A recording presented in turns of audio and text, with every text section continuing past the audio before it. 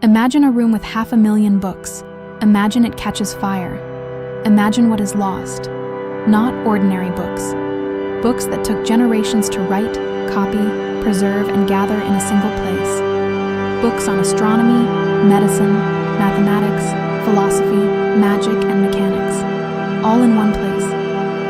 That place existed. For centuries, it was the brain of the ancient world. And then, it vanished, almost without a trace.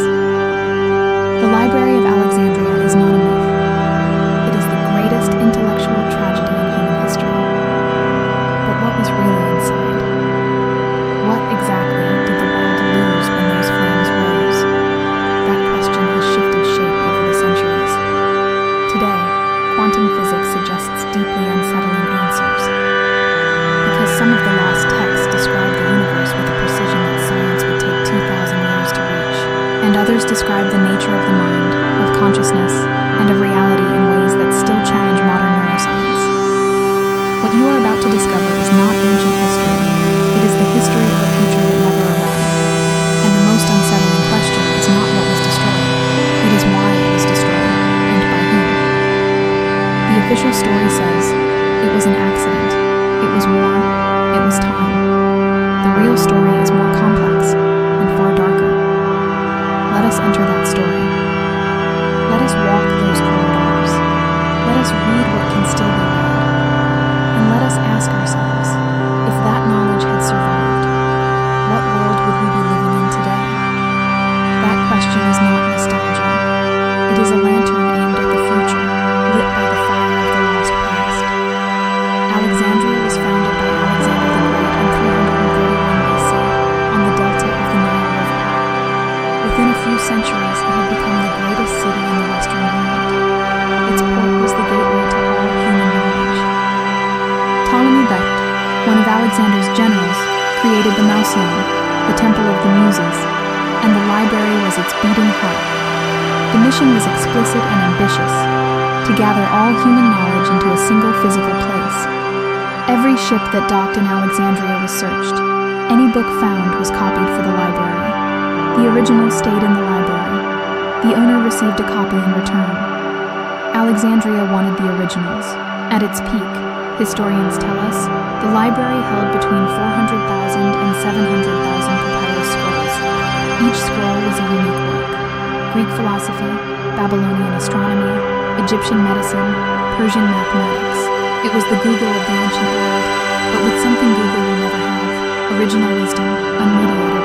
And then, somewhere between the 3rd century BC and the 5th century AD, it disappeared. Before we speak of the destruction, we must understand what was inside, what was really inside. The texts of Eratosthenes, chief librarian, calculated the circumference of the Earth with an accuracy of 0.16%, 200 years before Christ. No satellites, no GPS, just a stick and the shadow of the sun at noon. Aristarchos of Samos, who studied in Alexandria, proposed that the Earth orbited the sun in 270 BC. He was not taken seriously. 18 centuries later, Copernicus would be celebrated for the same discovery. Aristarchus was forgotten. Hipparchus of Nicaea, using the library, calculated the distance from the Earth to the Moon, with an error of only 10%. He also discovered the precession of the equinoxes, the slow wobble of the Earth's axis over a 26,000-year cycle. Hero of Alexandria built the first steam engine in history. In 60 AD, it was called the Aeolipile. It was considered a toy. Had it been taken seriously, the Industrial Revolution might have occurred in ancient Rome. Hero also created automatic doors, programmable automata, and a working prototype of a mechanical calculator. The Antikythera mechanism, discovered in a shipwreck in 1901, was a 2,200-year-old analog computer. It predicted eclipses, planetary positions, and Olympic Games dates with precision that Europe would not recover until the 14th century. We know that at least 15 more like it existed, all lost, most likely in the collections of Alexandria. Ctesibius of Alexandria invented the high-precision water clock, the double-cylinder hydraulic pump, and the pipe organ. Philo of Byzantium described pneumatic weapons, automatic water wheels, and a robotic articulated arm. These were not speculations. They were engineering blueprints, with dimensions, materials, and tolerances specified. Those blueprints existed as manuscripts in the library, and they disappeared along with it. Hypatia of Alexandria, the first documented female mathematician in history, taught astronomy, algebra, and philosophy. She built astrolabes and hydrometers. She commented on Ptolemy. She was the intellectual guardian of the library in its final years. In 415 AD, she was murdered by a fanatical Christian mob. Her death marked the end of Alexandria's era. But let us go beyond the inventors. What was in the library that was not technology, but something deeper? There were Egyptian medical texts describing surgeries, diagnoses, and pharmacology with modern clinical precision. The Edwin Smith Papyrus, one of those texts, describes 48 surgical cases with symptoms, diagnoses, and prognoses. It identifies the brain as the seat of thought, in 1600 BC, when medicine still credited the heart. There were Babylonian astronomical texts tracking planets with subarc-second precision across hundreds of years. When those texts were translated into Greek and reached the library, Greek astronomy leapt forward by centuries. There were Indian mathematical texts, the decimal system, the concept of zero, algebra, all circulating through Alexandria. Zero was independently rediscovered by the Arabs in the 7th century, but it had already been in Alexandria centuries before. There were philosophical texts that never reached us, complete works of Heraclitus, original writings of Pythagoras. It is said that a complete Hermetic collection existed there, the full body of texts attributed to Hermes Trismegistus. What reached us are fragments, 38 texts from a collection that, according to the ancients, had hundreds. And there was something more, something rarely mentioned in popular accounts of Alexandria's story. The library had a secret section, the Adyton, texts that only priests and initiates were allowed to access. Those texts described practices for altering consciousness, sacred geometry, and detailed cosmologies of the afterlife. Some scholars believe that the books of Thoth, 42 sacred books of ancient Egypt, were kept in the Adyton. The books of Thoth described, according to the ancient Egyptians, the complete laws of both the visible and invisible universe. If they existed, if they were what people say they were, their loss is incomparable to any other intellectual loss in history. There were texts of unknown geographies, maps of lands that official history says were not discovered until centuries later. The Piri Reis map from 1513 shows Antarctica without ice, a continent that Europe did not discover until 1820. Piri Reis said he copied from older sources. Many historians believe those sources came from Alexandria. There were texts on music, not just music theory, but the specific effects of frequencies on the mind and body. Pythagoras taught that certain musical proportions healed disease. Those teachings were documented in Alexandria. There were architectural texts explaining not only how to build, but how to make structures that resonated with the cosmos. The golden ratio, Fibonacci numbers, sacred geometry, all documented and explained in Alexandria. Archimedes, whose works were partially preserved, gave us a window into what was there. And what was there was extraordinary. But now let us come to the most unsettling heart of the story, not what was inside, what was deliberately destroyed. The destruction of Alexandria was not a single event. It was a process, slow, methodical, sometimes deliberate. In 48 BC, Julius Caesar accidentally set fire to part of the harbor and some of the library's outer warehouses, but the main library survived. It continued to function for more than 400 years after Caesar. In 270 AD, Emperor Aurelian destroyed the Bruchian district during the Civil War. The Mausoleum, the complex that housed the library, was in the Bruchion. The destruction was catastrophic, but there was still the daughter library in the Temple of Serapis. It survived and continued for another century. In 391 AD, Bishop Theophilus ordered the destruction of the Temple of Serapis. The daughter library was destroyed. It was not an attack on knowledge, some defenders say. It was an attack on paganism. Knowledge was collateral damage. 500,000 irreplaceable works, collateral damage. But the deeper question is not who destroyed it. It is why so much effort was made to never rebuild it. After the fall of Alexandria, there were centuries in which possessing certain types of knowledge was a capital crime. The medieval church burned books systematically, not just heretical texts, books on medicine, astronomy, philosophy. Every time someone burned a book, they were burning a link in the chain connecting humanity to its own past, and the chain broke in so many places at once that it is impossible to reconstruct exactly what existed before. What survived came down to us in fragments, distorted, censored, or encoded in symbol and metaphor.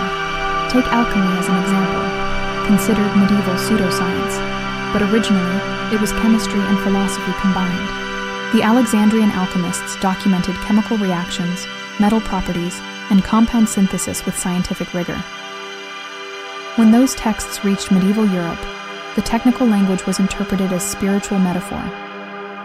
The knowledge was there, but the key to interpreting it had been lost along with the library that gave it context. The same happened with sacred geometry, considered mysticism, but originally it was mathematics applied to space. The proportions of Greek temples, Egyptian pyramids, Gothic cathedrals, all built with the same mathematics. That mathematics was in Alexandria, encoded in sacred structures to survive the destruction of the written texts. The medieval builders of Gothic cathedrals preserved fragments of that mathematics in secret, calling it the art. Freemasonry still holds today rituals that preserve Alexandrian sacred geometry in symbolic language, not as conspiracy, as survival. When open knowledge is forbidden, it hides in symbol and ritual, and when it reemerges, it appears as a new discovery, but often it is simply a rediscovery. Pasteur's germ theory, which revolutionized medicine in 1860, was described in the medical texts of Alexandria. Dalton's concept of the atom from 1808 had been proposed by Democritus and Abdera, whose texts were in Alexandria. The heliocentric solar system, attributed to Copernicus in 1543, had been proposed by Aristarchos of Samos in 270 BC. Each time modern science arrived at one of these discoveries, there was an ancient fragment that said, "We already knew." That does not diminish modern geniuses. It magnifies the scale of the loss. What might have come after Alexandria? If Hero's steam engine had been developed, the Industrial Revolution might have occurred in 200 AD. If Aristarchus' mathematics had continued, space exploration might have begun centuries earlier than it did.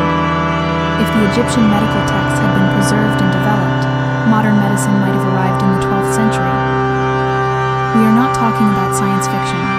We are talking about lines of development that were deliberately interrupted. And the question that disturbs most, why were they interrupted? What threat did that knowledge represent? The answer lies in the type of knowledge that most systematically disappeared. Not technology, cosmology, the texts on the nature of consciousness, on the relationship between mind and reality, on the potential of human perception. Those texts were the real threat, because they described a human being far more capable than it suited those who governed. A human being who understood the laws of the universe, the structure of consciousness, and the power of the mind, needed no intermediaries.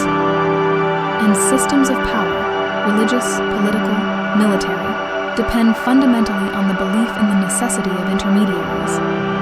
Alexandria threatened that, not with weapons, with libraries, with philosophers, with the radical freedom of direct knowledge. And that threat was recognized, and it was dealt with fire, with assassination, with centuries of systematic suppression. But the fire did not erase everything. Some texts survived in Islamic monasteries, in caves, in oral traditions. What survived reached us through unexpected paths. And each time it did, the world changed. In 830 AD, Caliph al-Mamun created the House of Wisdom in Baghdad, a deliberate project of recovery. He sent delegations to Byzantium, Persia, and Egypt specifically to recover texts that the West had lost. The House of Wisdom recovered and translated Aristotle, Ptolemy, Hippocrates, Euclid, Archimedes, Hermes. For 400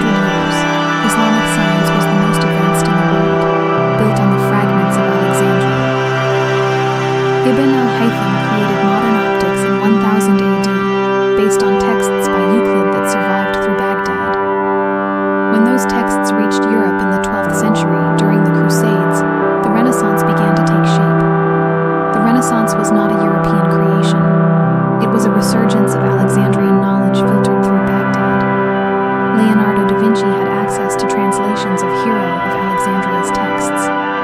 The Vitruvian Man is Alexandrian geometry. Galileo read Aristarchos in Arabic translation. Newton read Archimedes. Modern science drank directly from Alexandria. But it is what never arrived, but was completely erased, that haunts us most powerfully. The Archimedes palimpsest was discovered in 1906. It was a medieval parchment that had been scraped and rewritten. But beneath the medieval text, under ultraviolet light, the original writings of Archimedes appeared. 2,000 years of silence. In that palimpsest was a completely unknown text, the method. It described how Archimedes arrived at his discoveries, and what it revealed was astonishing. Archimedes used geometric intuition and physical reasoning to discover before proving. That process, intuition first, proof second, is exactly how great modern mathematicians work, 2,000 years later. How many other palimpsests lie in monasteries, in caves, in private collections, still unread? In 2006, the Herculaneum Project began using X-ray tomography to read carbonized scrolls from Vesuvius. In 2023, with artificial intelligence, parts of the text finally became legible, a philosophical text on pleasure and death. There are still 1/800 Herculaneum scrolls unread. Each one may contain works we believed lost forever. Artificial intelligence is becoming the greatest tool for recovering lost knowledge in human history.